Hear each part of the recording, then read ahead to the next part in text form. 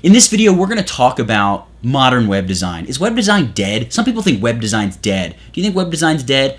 I'll tell you what I think in this video. And you'll learn why you should pound that like button too.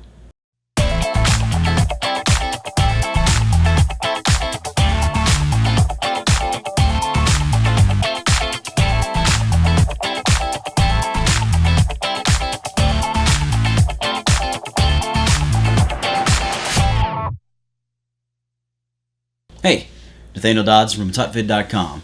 Is web design dead?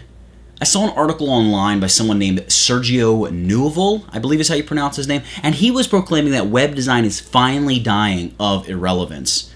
What do you think about that? What do you think about that? Everywhere we turn, we see frameworks popping up all over the web. We've got Squarespace, we've got WordPress, Blogger, that whole grid.io automation framework, and then even more frameworks within these frameworks like Bootstrap and HTML5 boilerplate that really assist somebody in the design and even development of the website. People are buying WordPress themes, people create Facebook business pages, and more people almost every day are surfing the web from their mobile devices. So of course this means that web design is dead, right? Well, that's what this guy Sergio would have us to believe. Let me explain something to you, Sergio. Genius.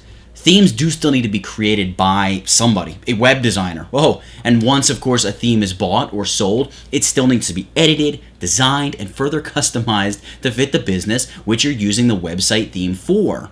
This article talks about a bazillion different templates and more, all available out there for free. But guess what? There's far more professional, editable, and beautiful themes available when you actually start paying some money for them and then paying a little bit more to have them customized. And how many horror stories have you heard about WordPress themes being installed and people go to use them and they're broken or they're buggy? All this right when it launches. So it's extremely naive to think that just because you have a framework in place, you no longer need people to design new themes or tweak existing themes and customize your website to fit exactly what you need. What about having a design that is super cool and super unique that helps you stick out? Then the article goes on and talks about Facebook pages. He says that a small business can set up a Facebook page and have tools that only major companies, use to have at their disposal, and essentially this is going to render your normal website useless. Well, relying on social media networks to drive traffic and drive sales is putting all your faith in a website that you don't control, and it's a really bad idea. And also, Facebook has been in this habit of charging people money to reach the following that they've built up, your following.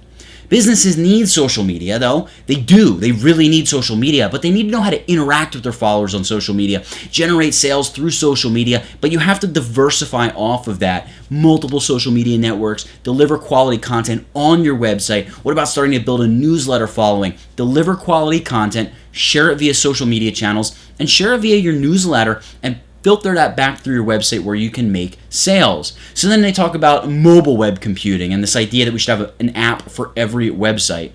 First of all, no.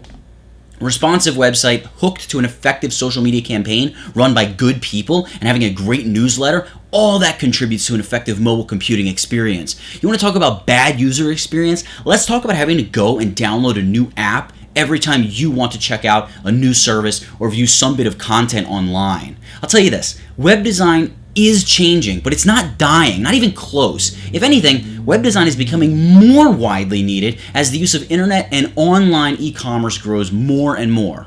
So take that, Sergio. Web design and web designers ain't going nowhere, and the industry will only continue to grow and change over the next decade.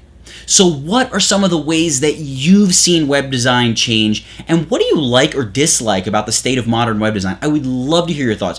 Drop a comment below, and hey, don't forget to pound that like button like a six-pack of cheap beer.